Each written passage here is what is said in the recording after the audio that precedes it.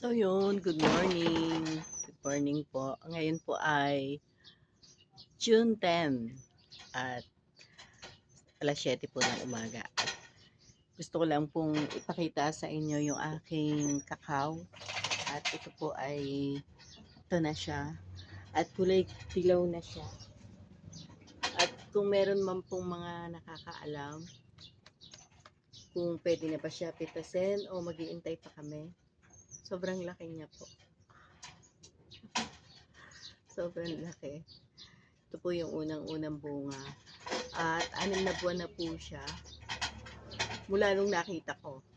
Kasi hindi ko siya nakita. Agad malaki na siya ganyan nung makita ko. So, yun. Iintayin ko pa ba na maging dilaw pa siya ng konti?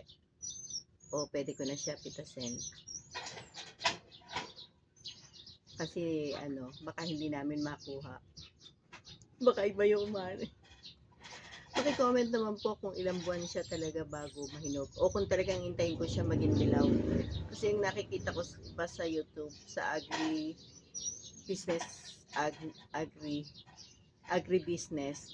ay parang dilaw na dilaw. Pero hindi po siya ganito, yung po mayroong mahabang sungot dito yun eh. Ito po ay ibang variety at yun. Paki-comment naman po. Mumulaklak na po siya uli. Marami na po siya uli mulaklak. At yun. Maraming salamat. Handay pa rin po niya kasi yung bunga. Meron bago. Yan. Meron po sa baba. Yan. Yan o. Malaki. Binalot ko kasi baka meron din po dyan. Yan. Okay. Yan. Meron. Yan yung pangalawang bunga. Tapos yan. Ay, hindi kita. Against the light. Yan. Yan. Yan. Saka yun. Saka yun pa sa taas. Inalisan po kasi ng dahon kasi umaano yung dahon dito at sumasampa doon yung mga tuyong dahon at nabubulok yung kanilang yero kaya inalisan ng dahon. Pero may natira konti. At yan. Hindi ko po alam kung tama yung ginawa kong pag-pruning.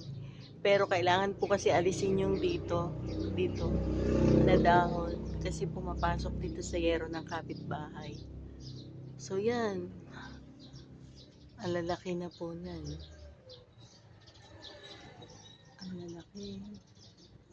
At gusto ko siyang magtanim doon sa San Ildefonso para hindi maputol yung kanyang binhi. Ang lalaki po ng binhi niya. So yan. So yan, hanggang dito na lang ang aking update sa aking kakao. At maraming salamat po sa inyong palaging panonood. Bye-bye!